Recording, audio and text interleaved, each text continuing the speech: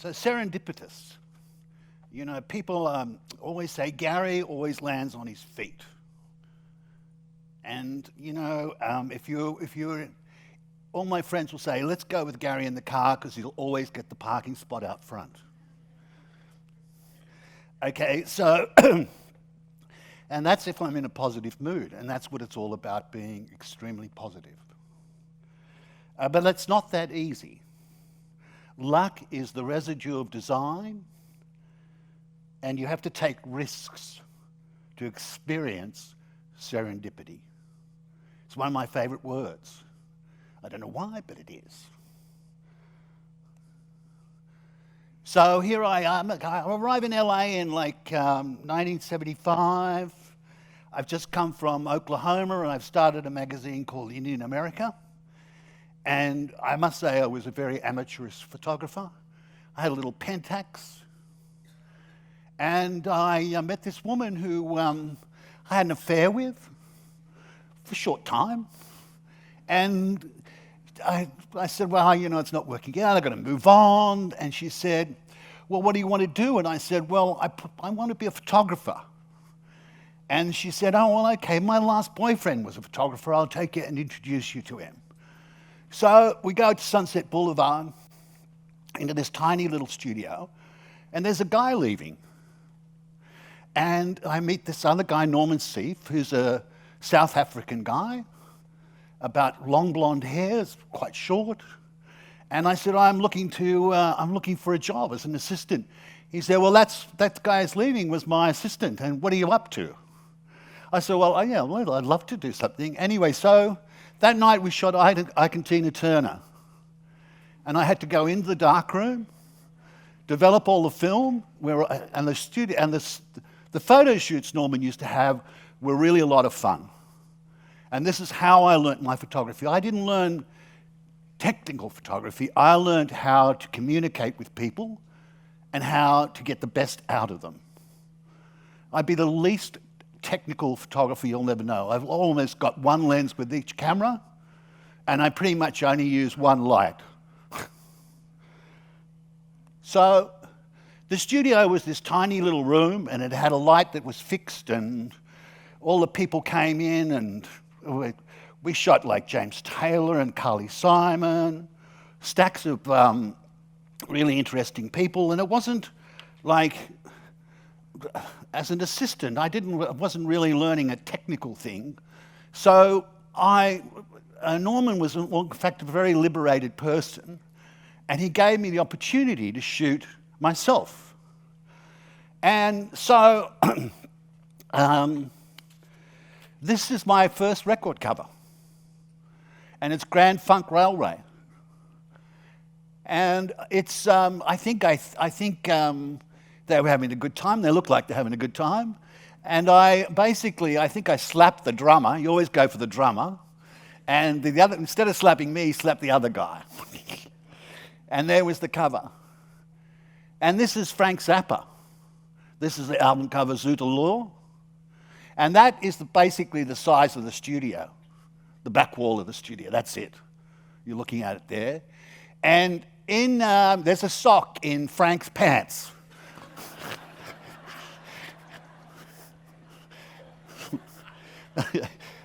Frank was the coolest guy I met in the showbiz. He was fantastic, and he surrounded himself with young people.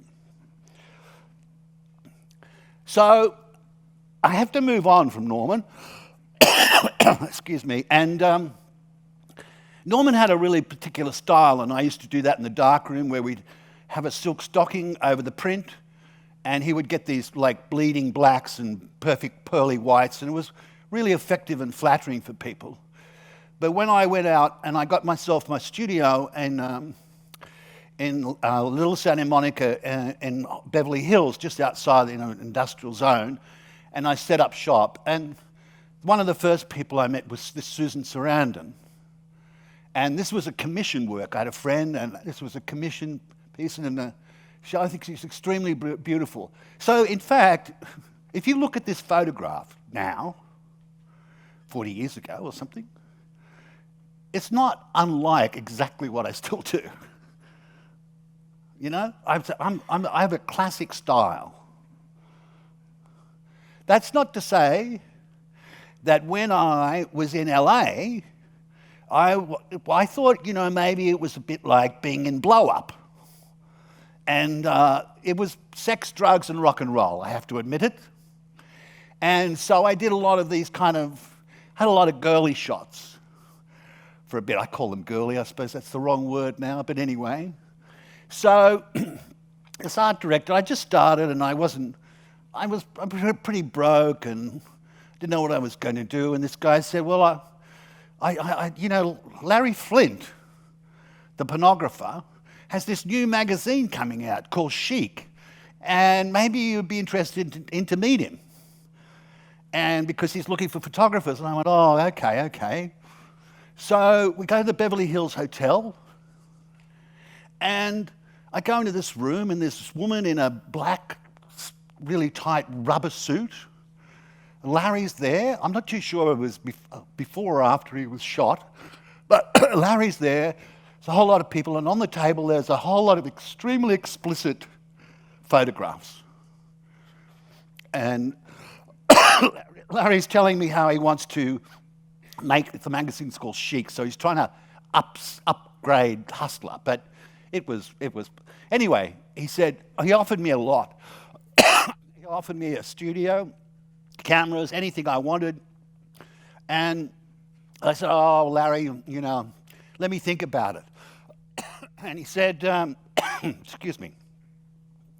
And I said, "I'll think about it." He said, "Well, no, you've got to make up your mind now, Gary." So I said, "Oh, give me a moment." And I walked out into the Beverly Hills, the corridor, and I leaned against the wall, and I realised I was sweating, and I thought, oh, God, I never sweat. Anyway, so I walked back in the room and said, no can do, Larry. And I walked out of there thinking, oh, was that a good or bad decision? Of course, when you look back, it was a good decision, but at the time, a lot of people wouldn't have thought that. Anyway, on the way home, in the car, I get a call from Life magazine to go and work on a movie, Postman Rings Twice with Jack Nicholson. So my serendipitous moments are appearing all the time here. I get, all of a sudden I'm up where, you know, on this set, and it was fantastic, and my career just started to take off.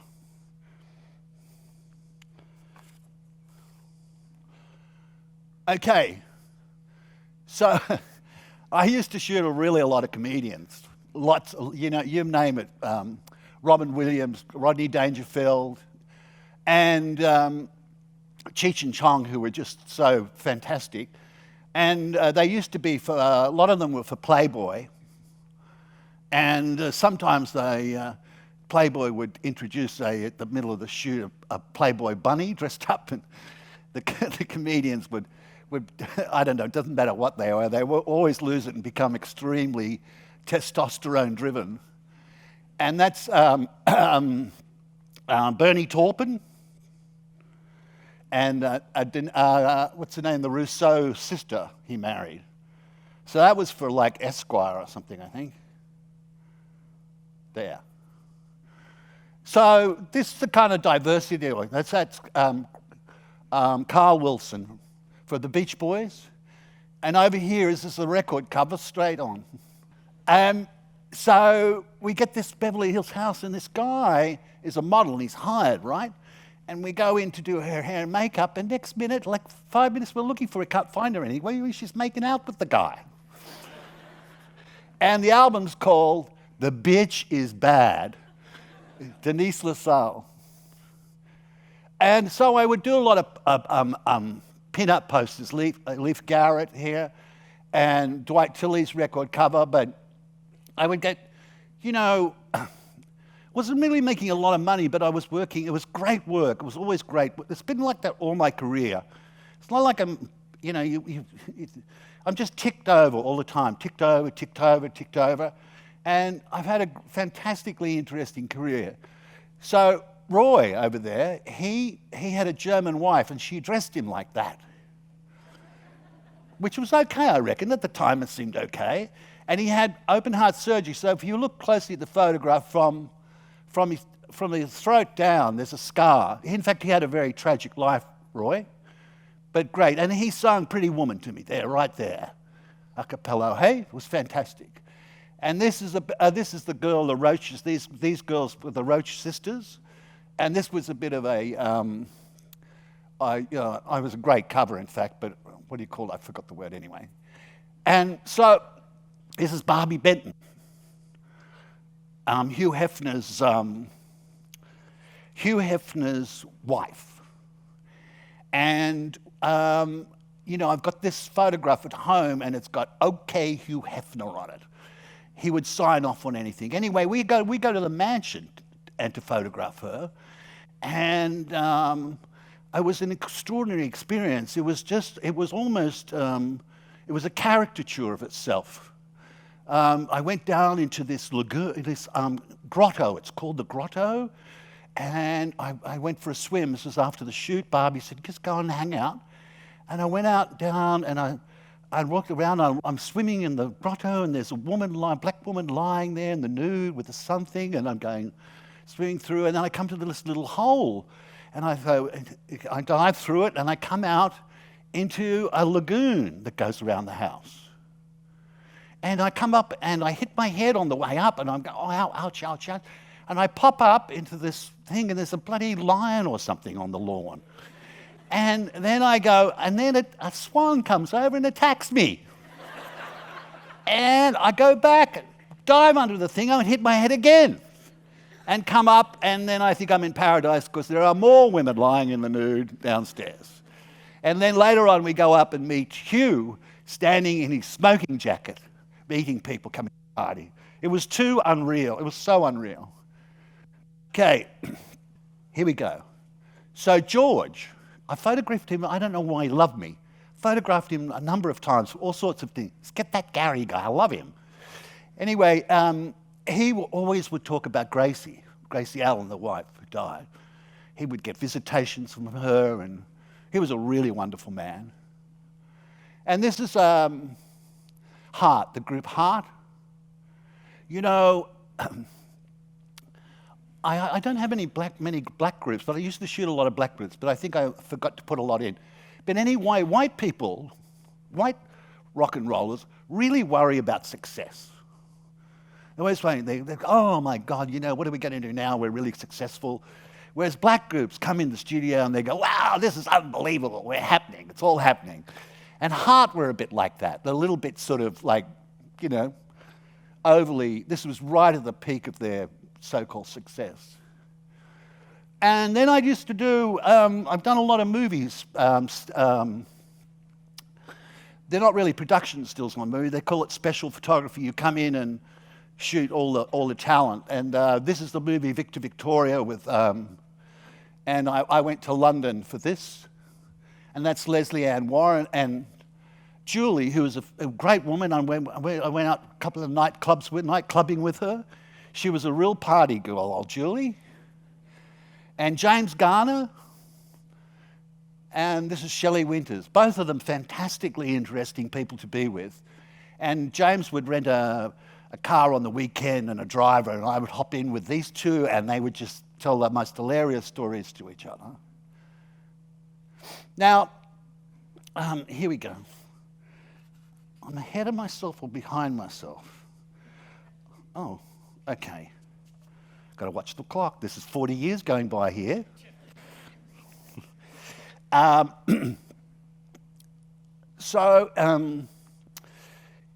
we go. This is Alice Coltrane, John's wife. And she was about as shy and ethereal as you can get.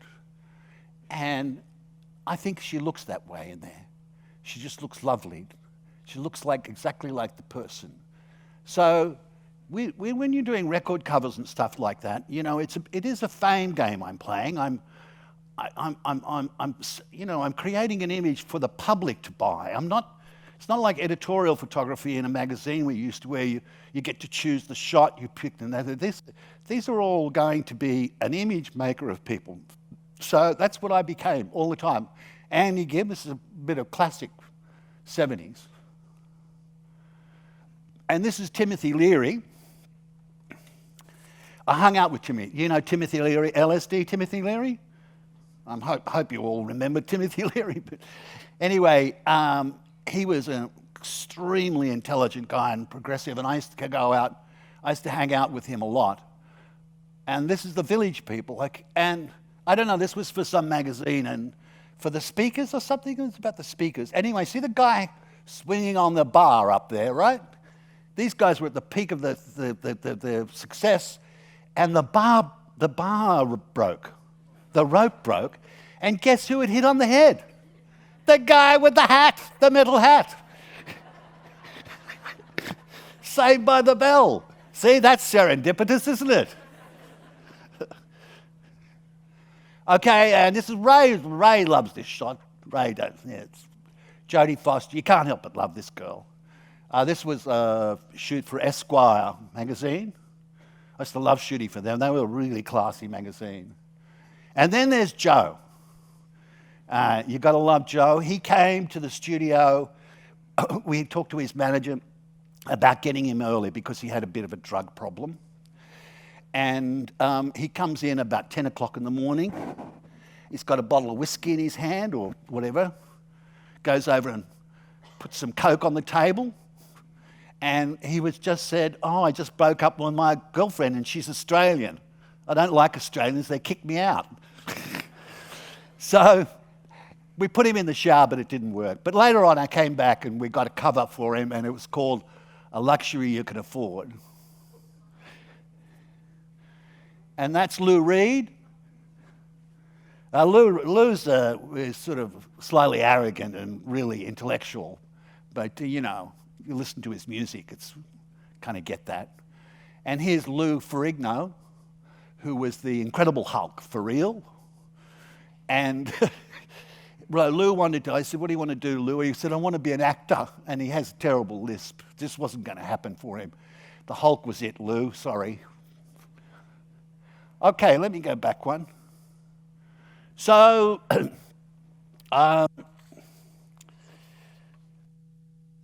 you know, you got to move on, don't you? So I'm doing really well in LA, but you know, the Big Apple's just, you know, if you can make it there. So it was enticing, and I just thought, okay. So I had my Ford Bronco, and we took off and packed everything up and went and got a studio in Manhattan and lower downtown and Broadway between Princeton and Houston. And I started my career in New York. Like, it was pretty scary, to be honest with you, because it involved setting up, and it was so competitive there. So I remember going to Vogue magazine with my portfolio, and at least 30 portfolios lined up out front. And that's the way it was. But, you know, I didn't get a lot of Vogue work anyway, but I went there. So this is literally, I think, you know, within the first record cover I do in New York. And Madonna came to the studio, and we had a great session. There's so many covers. Here's a proof sheet. There's a cover there on every frame. And she was like that. Like, she was the most, it was a session where it was just chock-a-block. Now, she was dirt poor. She didn't have any money. Like, she was broke. The jewelry was from my girlfriend's jewelry is on her there. And basically, you know, it's a T-shirt. There's no particular glamour of it all. That's why it's quite groovy. It's quite real and a little bit raw. And we had this great session, and she came around the next day, and we picked out the cover and sent it off to LA to get printed. And next minute, bang! I've never seen stardom that quick. It was literally overnight. Smash hit. Now, you know, this photograph's it's been very good for me. I mean, I've sold it a number of times, and I just sold it to Supreme, one of them, the T-shirt makers, for quite a lot of money. But so let me just say, so while all this is going on, okay, so I got paid $2,000 to do this cover.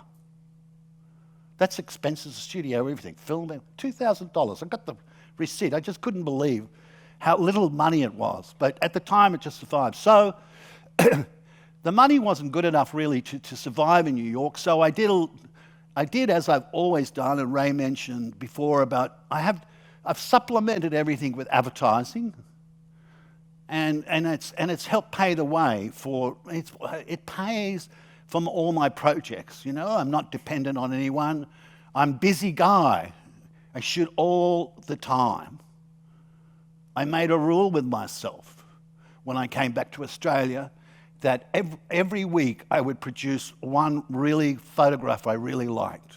Now, if you do that, at the end of the year, you might have 52 photographs. So you just got to be like that about things. It's got to be really head down, tail up, mate. So this is kind of a lot of the work I did. Mark Breland, he was a lightweight champion. Candy Clark, she was in American Graffiti. And Ellen Barkham, she was one sexy girl. And Meatloaf. And a guy called Meek DeVille that was a part of a cover. And Cindy, I did this whole series for Life magazine, and it was the Pretenders and Cindy and the B-52s, and it was pretty good. But this one, I loved this one the most, The Undiscovered Self. Okay, can't remember the name of Clayton someone, what was his name? Anyway, Clayton Savage, that could have been a made-up name anyway. And this is Kate Capshaw. That was another cover. And that's Vim Vendors on the set of a movie in LA. And the Weather Girls. It's raining. You remember Raining Men? It's Raining Men. That's them. So this is a cover for Esquire, and it's of Andy, and it's an article about him taking snaps of celebrities, and so that's why he's got the camera in his hand. And I go up to his studio, and I'm not allowed to go anywhere. I've got to stay in the foyer, downstairs. And I thought, oh my God, what am I going to do? Anyway, so there's a secretary there, and she's got those little pugs under the deck, and she said, oh, there's a whole bunch of paintings behind this thing over there, so you can use one of them. So I walked in and I loved his flower series. I grabbed one of those, put the background out, and Andy comes down. He doesn't say a word. Not a word, not hi, nothing. And I start blabbering on about him, and go and stand over there. Anyway, I said, oh, Andy, if you fire your camera off, I'll leave my camera, and it'll stimulate my flash, and we'll get a picture of you. So he seemed to love that. So he kept banging away, and in fact, it's a self-portrait. But I just happened to be there. Anyway, he never said a word the whole shoot, never said goodbye. The whole thing went on for about 15, 20 minutes, and that was it. And I love that shot of him. And this is Paul Simon for Graceland. And Paul was a really shy person and didn't want to particularly be photographed, but he was fantastic. And you've got to admire that album. It's just one of the best albums of all time. Anyway, so this is a period where this is the first time I was paid a usage fee, and it was like the first time I was asked to sell the negatives to the manager asked me, and I think I got like $10,000. It was so much money at the time, and it was just pre the whole usage thing, which exploded, and you just didn't get a fee, but you got paid a usage fee, which could run into now and can run into the hundreds of thousands of dollars. So I used to work for Rolling Stone from New York. I'd go, this is in Berlin, and there's Nina Hagen, and this is Nina with the moons, what do you call that, balloons, not moons, a balloon, 21 balloons or whatever it's called. And there was just people, she was there were so many people trying to chase us and find us. She was such a huge star there. We had to sort of fend people off. And that's another shot for Esquire, Pamela. And then this is Ricky Lee Jones, who was a really difficult person. She came 3 hours late, and another one who never apologized. But you just got to kind of walk through all that, you know. Like I've had it all in front of me, and I'm completely unfazed by celebrity. To be honest here, I just I'm not overly impressed by it. I mean, I think maybe because I grew up in a working class background, I got a sort of an egalitarian thing about people. So I treat everyone pretty much the same, and I think that's probably why I got on so well with comedians and celebrities. Okay, so you know, why would you come back here? Hey, that's people used to ask me that. Why do you come back?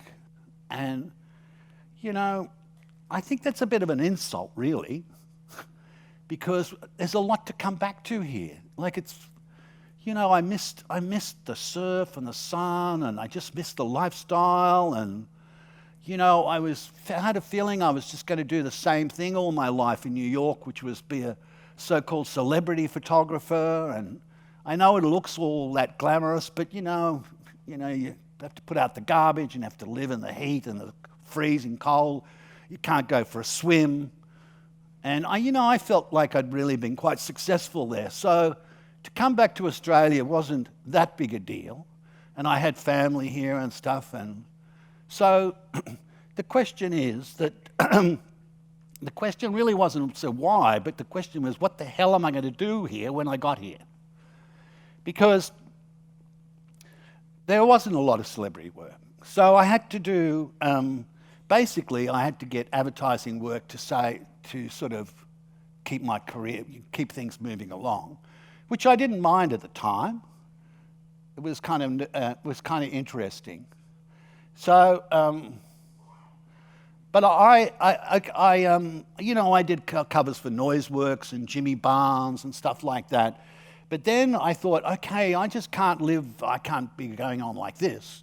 I have to start expanding. And the thing that I'm trying to show you today here is really everything's accumulative, isn't it? So all the stuff that I've got is a way of leading me, it's a way of pushing me forward. It's a wave behind me. It's the bricks and the mortar of success. And it facilitates when I want to do something, a new project now, my background and all the stuff I've done makes it relatively more easy to do. I still have to pull it off, but it makes it easier to do that. So I decided to have an exhibition. And of course, what do I pick as nudes? And I'm going through a divorce at the same time. It's kind of difficult, but I have a lot of integrity, ladies and gentlemen. And this was my first show. So now, as you can see, this is all 4x5. I'm not going to talk technical, but 4x5 is really great for you because it stops you guys. You see a ruined by digital, you know that? You can bang away, bang away, bang away, bang away, bang away. You got to stop and think about it for a little bit and compose it and get it right. It's all about composition. So the 4x5 camera teaches you that. Just slow down, think about it all. And that's really slow film. That's like 50 ISO, and you have to know your technique, you have to know the camera, you have to have a plunge, you have to really construct the shot. So I had the exhibition, and I really did well. I kind of enjoyed it, but you've got to sell prints, you've got to do the whole thing's very expensive, and people here at the time weren't used to paying particularly good money for imagery. Oh, there was a peeping Tom at the beach on this one for this American girl. It was most embarrassing. We had to throw rocks at him. And yeah, I like the idea of going out in the bush with the nude girl. I kind of liked all that stuff. A studio, this goes the dancers. I really enjoyed this series. Note the shadow of the man on the wall. See, that's why I stuck to women. Those fiddly bits are tricky. And yeah. See, I liked it. I liked this whole series. It was a lot of fun. So I thought, okay, great. I've got something going on here. So where do I go? I take my nudes to the zoo and go to see the head PR woman, and I'm showing her all these nude pictures, and she's going like, oh, oh, oh. And I said, you know, I had this dream. I have a lot of these dreams, by the way. I had this dream about this rhino on a background. And I think I should do it black and white. It's kind of like nudes, but they're animals at the zoo. And anyway, you know, really, I'm kind of naive because I thought it was all made a lot of sense. But she said I have to show this to the, you know, the head of the zoo, and everyone was quite conservative. But anyway, they said yes, you can do what you like. There's no way you could do this now. This is in 1996. There's no way in the world. Health and safety, insurance, it all gets in the way. They wouldn't let you do anything. So I would put up a background. This is up at Dubbo. And the only thing that really stopped me from getting photographs was the wind. Animals they get really shy horse in the wind. And so I had the keepers. The keepers were the key. Once they convinced the keepers that what we could do, the whole thing opened. There is, in fact, my rhino. That took me forever to get that shot. They're so shy. And that guy over there, the tapir, what's really going on there is that's the first shot I got, and I knew I was going to nail it because the keeper was scratching his back with a broom. And then they let me in with the orang. The orangs, and you would never get to do this anymore. And so I put this background in the pygmy hippos thing, and I know everyone sort of ducked off, and I'm there by myself, and he comes down into the water, and he decides to submerge himself and roll himself up in the canvas. And I had a panic attack. Do I take the photograph? Or do I save the pygmy hippopotamus? So I took the photograph, and then I ran around the back and on the wall, and there's all these little electrical things there, you know, and they're stinging me like this, and I'm up the top behind him, trying to pull him out of the thingo, and then I look down, and he said, he looks just perfect from above where he is, so I run back down and take this photograph. You can stay with the moment, okay? But you see, I am a studied guy. You know, I'm not, you know, I'm looking for spontaneity, but I'm waiting I know it's going to happen, you see? I'm set it up. And then I know it's going to happen in front of me. It always does, no matter what. It's always going to work in the back of my mind. Something's always going to go. Just sit there, be patient. This was the hardest thing I did because it was quite Zen-like, and I'm not really like this. I'm not this kind of photographer. But I managed to adjust myself for the occasion, and I just kept at it. And the book came out. I love this. I love these two pictures. This is a really beautiful book. I was so proud of this book. And I would go in with all the, you know, I've been with more animals than most people will ever get a chance to be. And in fact, I'm a real animal lover. And it's set up, I'm so happy to move away from people here and move on in my life. I suddenly realized this is the start of something for me. And then when the book came out, a Koneman in Germany bought the book, and Someone sent me a postcard from the store called Colette's in Paris. And it was a picture of the window. Colette's is really famous. And the only thing in the window was my zoo book. And I thought, this is very, very cool. This is what I love. So I went in with everything. I went in with the monkeys and those little bastards. Hey? Oh my God. Hey? That was some real endurance. So you can see where one idea can take you, you know. Okay. So next book. Flowers. My wife is the top florist in Sydney. So it's the same thing. It's portraiture. It's not, you know, I'm not out in nature. It's portraiture. Some sort of intimate connection with each image. I used to just pick them up from my wife's door, take them home, spend the morning with them. Natural light, 4x5. It was really enjoyable. It was so relaxed. I've never had this before in my life. No one to talk to but the plants. And I think they're really beautiful. It's not like they haven't been done before, but I did them my way, and I think it's quite, you know, has its own uniqueness. And so that book came out called Grandiflora, was done with my wife.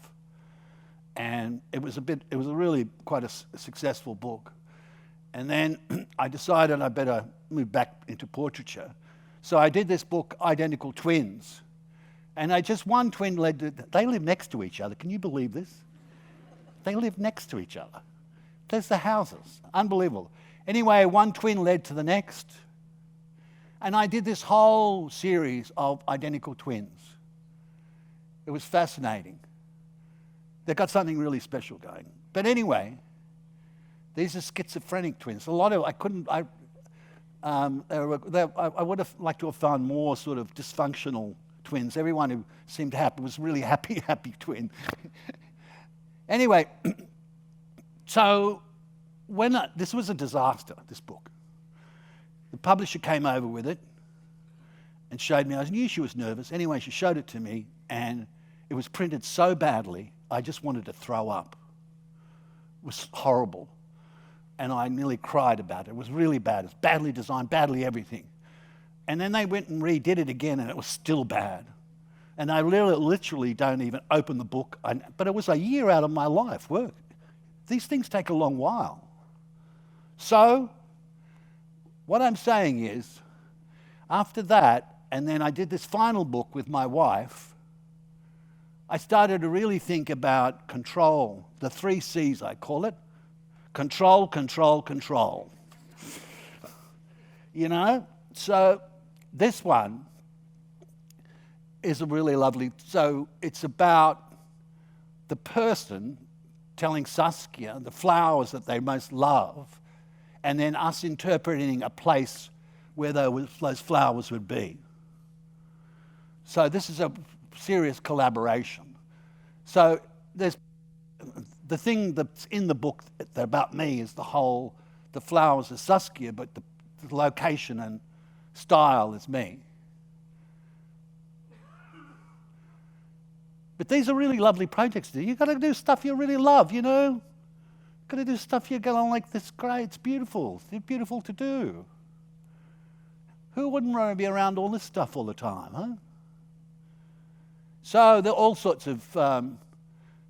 this book was a bit of a smash hit for Saskia, and she's gone on to do books by herself. But I don't do books with her anymore because I'm feeling like she's too dominant here for me. I want to be the guy.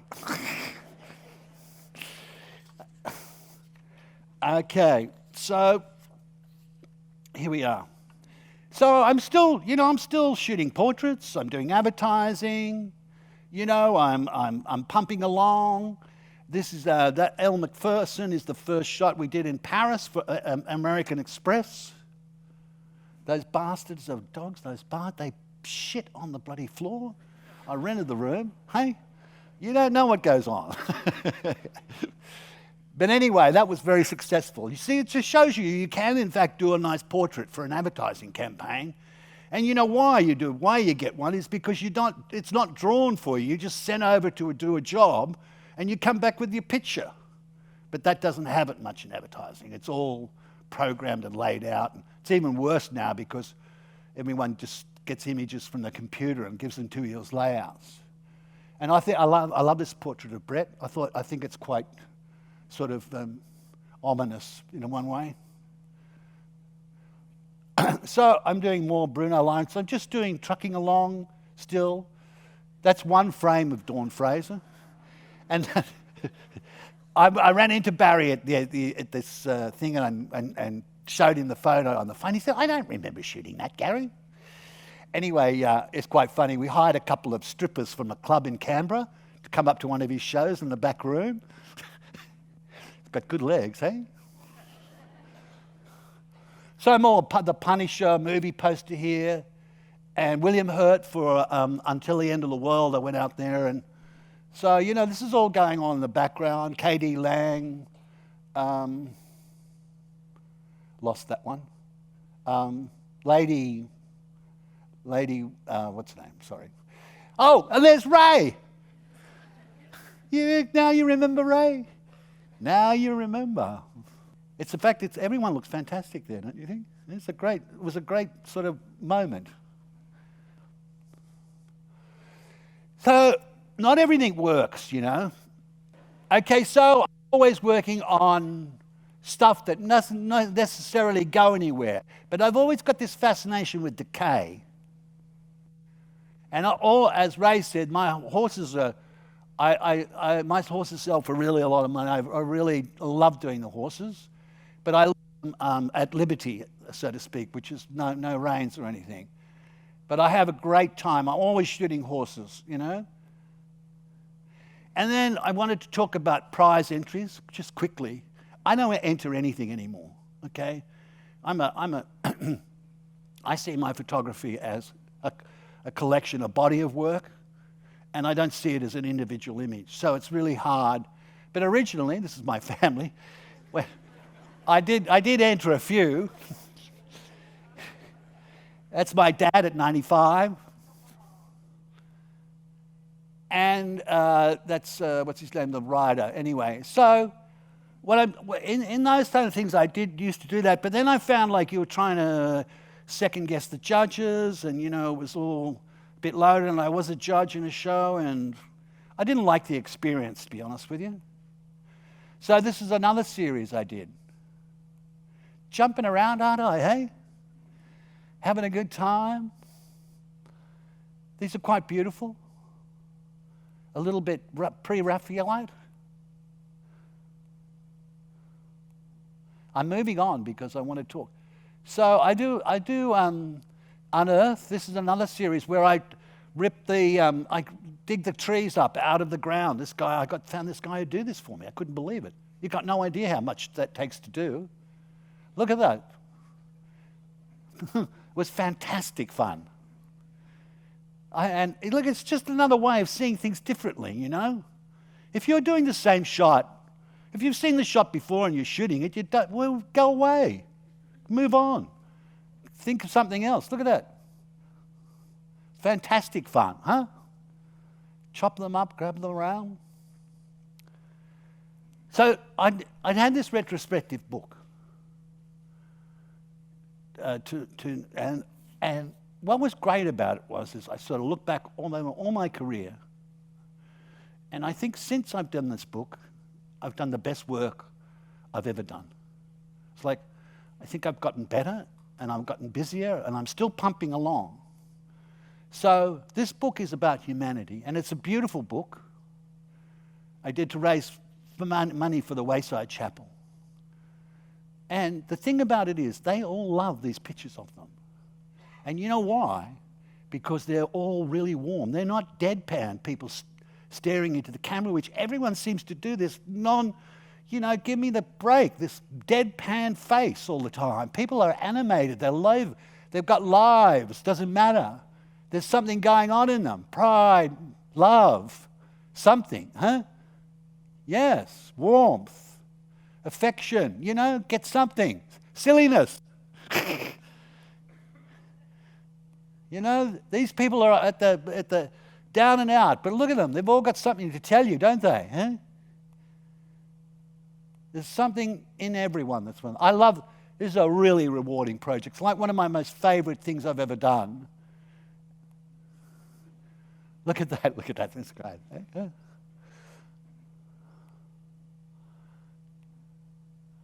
And this book, Bird, my last book. Now, this is the killer book. And I didn't realize how successful it was going to be, but I produce these books myself now. I told you, control, control, control. I don't want anyone telling me what to do ever again. But it doesn't mean you may look on money, but I get what I want. So this is my tent. It's a special tent. I call it my magic tent. I did the Wayside Chapel in this tent. The bird goes inside the tent with me and the lights are on the outside. It's that simple. Keep it simple, stupid, and you'll pull anything off. Now you see, these are not birds on a perch. These are animated. See, that's the other thing. You've got to keep going. You've got to push it as far as you can. Do you know how hard it was to do this? But I think these are really beautiful. I'm moving along through this quickly because, I've nearly sold out of this book. There's only a few I promised I'd. But see how it was just the most wonderful experience. Look how beautiful nature is, hey? Makes us look pretty ugly, I reckon.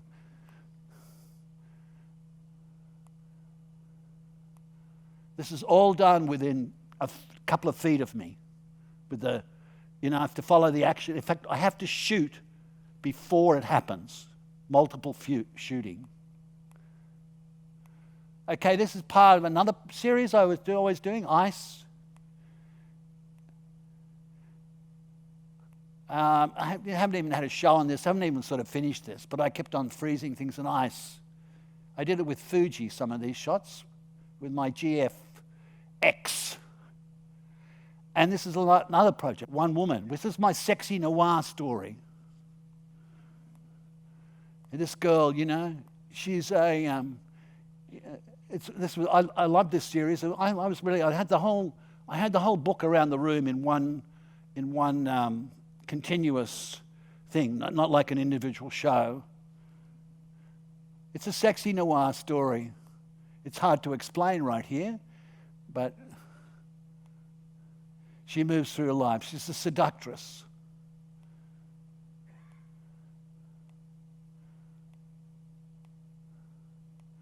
Just setting up a scenario for her.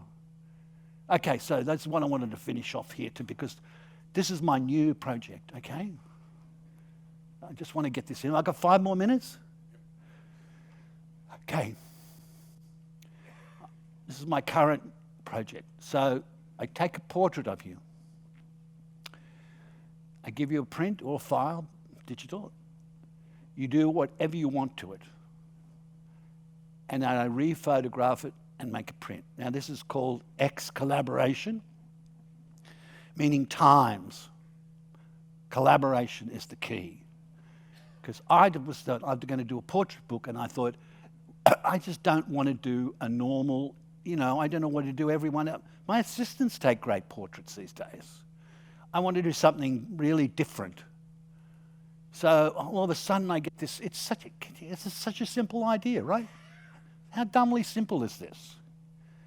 That's me. That's the way I started setting it up, okay? So it, in fact, follows the rules. I'm following the rules here. So this is Dion, the sculptor. So he made a sculpture to go over the print. And they rephotographed it. So all the lines and all. So everyone's, in fact, interpreting. This is Gerwin. He's a PhD in photography. And that's what he does. He dresses things up in a set. So he's used it in my shot of himself. This is Damien Pignolet, the chef.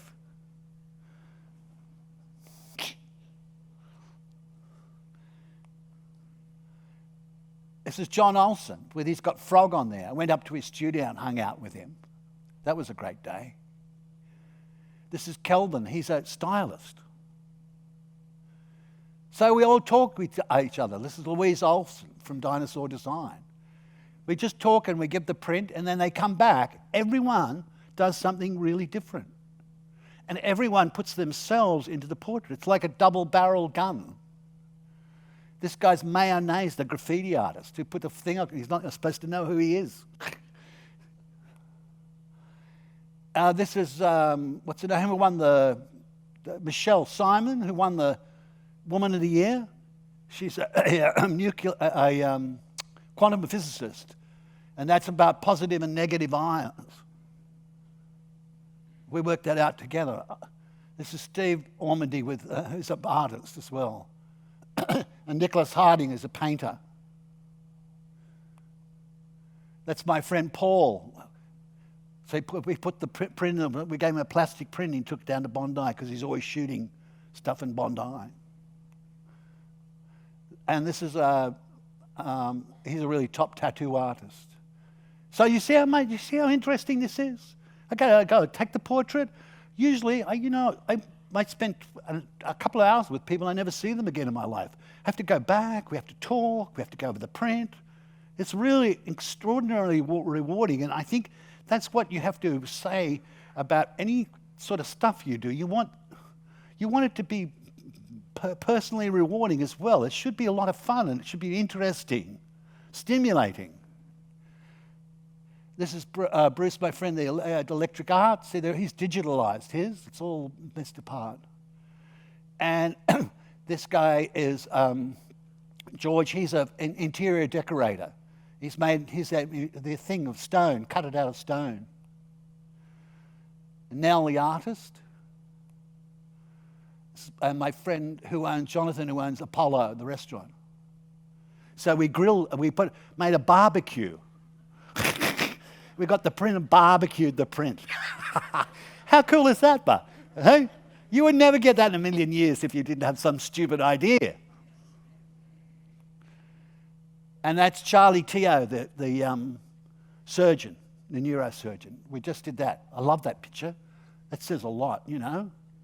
Says a lot. Anyway, that's me. Bye.